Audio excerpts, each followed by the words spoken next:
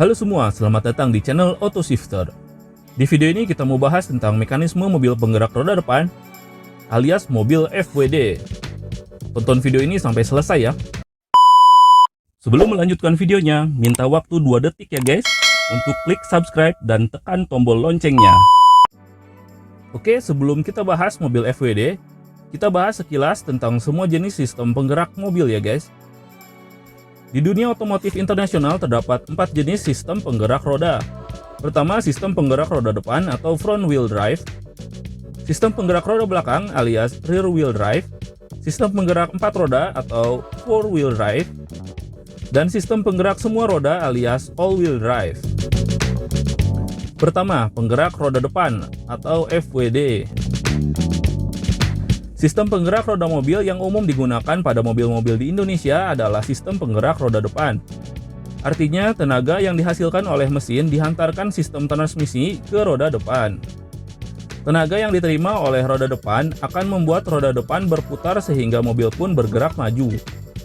Tipe mobil yang menggunakan sistem penggerak ini contohnya adalah Honda Jazz, Toyota Yaris, Mazda, Mini Cooper, dan banyak mobil lainnya. Kedua, penggerak roda belakang atau RWD. Kebalikan dari sistem penggerak roda depan, sistem penggerak roda belakang menggunakan gardan sebagai penghubung tenaganya. Tenaga yang dihasilkan oleh mesin akan dihantarkan melalui gardan ke roda belakang. Sistem penggerak roda mobil ini juga banyak dipilih guys, karena desainnya juga sederhana. Sebut saja Toyota Innova, Toyota Avanza, dan masih banyak mobil lainnya. Ketiga, sistem penggerak 4 roda alias 4WD. Selain FWD dan RWD, ada juga sistem penggerak 4 roda atau 4WD.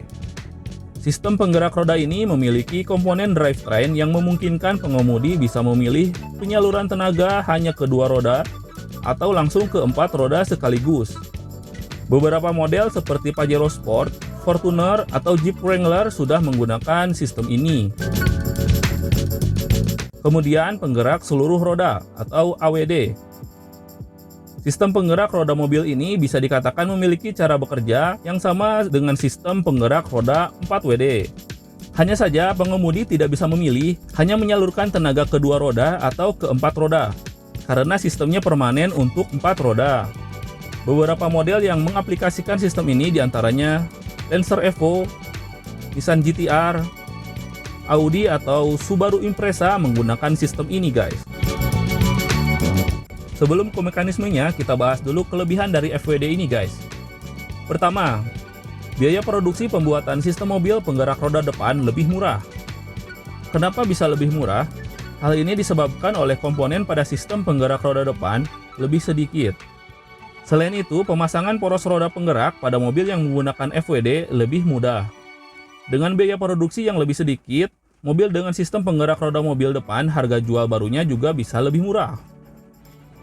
Kedua, berbicara mengenai traksi, mobil dengan sistem penggerak roda depan memiliki traksi yang lebih bagus di jalanan licin guys. Karena roda depan yang menarik roda belakang, bukan roda belakang yang mendorong roda depan. Selain itu, berat mesin mobil yang berada di depan membantu mobil mendapatkan traksi dan grip yang lebih baik. Ketiga, berat mobil jadi berkurang karena tidak ada gigi transmisi dan poros gardan untuk menyalurkan daya ke roda belakang. Dengan mobil yang lebih ringan, akan signifikan mengurangi konsumsi bahan bakar. Kekurangan FWD. Nah, sekarang kita bahas kekurangannya guys. Pertama, mobil dengan sistem FWD lebih rawan mengalami kerusakan pada area penggerak roda jika terjadi benturan di jalanan yang rusak. Hal itu dikarenakan kemudi dan tenaga pendorong ada di roda yang sama. Kekuatan dari sistem penggerak roda mobil tergantung pada cara kamu mengemudi, juga kondisi jalan yang sering dilewati. Kedua, sistem penggerak roda depan secara otomatis membuat bobot mobil dibebankan di bagian depan. Hal ini membuat pengendalian mobil di kecepatan tinggi saat mobil berisi penuh penumpang lebih susah dikendalikan. Karena sistem kemudi dan sistem penggerak tenaga ada di roda depan, maka mobil akan cenderung bergerak ke kiri atau ke kanan saat berakselerasi penuh, atau biasa disebut understeer. Nah, sekarang kita intip yuk, gimana mekanisme sistem penggerak roda depan alias FWD. Kita mulai dari komponen-komponen yang saling berhubungan di sistem ini guys. Mulai dari output mesin. Mesin untuk mobil FWD biasanya berposisi melintang karena outputnya yang langsung berhubungan dengan poros roda. Dari output mesin terhubung ke transmisi baik itu manual ataupun matic, atau di sistem FWD biasa disebut transaxle. Output dari transmisi kemudian menuju poros roda dengan dihubungkan oleh diferensial. Dari diferensial ke poros roda dihubungkan oleh constant velocity joint atau biasa disingkat CV joint. Gunanya untuk fleksibilitas poros roda menghadapi poros roda yang berubah-ubah sudut. Penghubung diferensial ke poros roda disebut inner CV joint. Kemudian poros roda meneruskan daya putar ke roda-roda mobil yang dihubungkan kembali menggunakan CV joint, lebih tepatnya outer CV joint. Nah, yang tadi baru komponen penyalur daya putar dari mesin hingga ke roda. Selanjutnya adalah komponen pengubah arah roda. Mulai dari setir, kemudian putaran setir melalui poros terhubung ke power steering. Bisa berupa hidrolik ataupun elektronik power steering. Dari power steering, kemudian terhubung ke roda melalui part bernama tie rod. Setelah komponen penyalur daya putar dan komponen pengubah arah roda, selanjutnya adalah komponen penghubung roda dengan sasis dan bodi alias kaki-kaki. Komponen kaki-kaki mulai dari lower arm, yaitu komponen penghubung roda dengan sasis bagian bawah. Kemudian jika suspensi yang digunakan adalah double wishbone, maka ada yang namanya upper arm seperti ini. Setelah itu, komponen selanjutnya adalah shock breaker, yang biasanya terdiri dari pair atau coil dan shock absorber.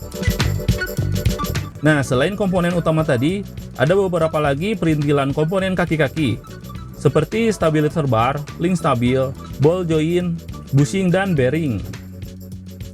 Nah, setelah tahu macam-macam part dan fungsinya masing-masing, sekarang jadi terlihat simple ya guys.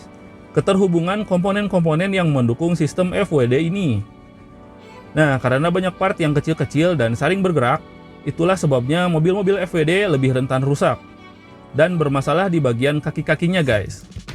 Oleh karena itu, jika kaki-kaki mau awet, kita harus lebih berhati-hati pakai mobil FWD guys, khususnya di jalan yang rusak. Oke, sekian video kali ini, mudah-mudahan bermanfaat ya guys. Terima kasih sudah menonton, jangan lupa support channel ini dengan klik tombol subscribe dan nyalakan loncengnya. Dan sampai jumpa di video berikutnya.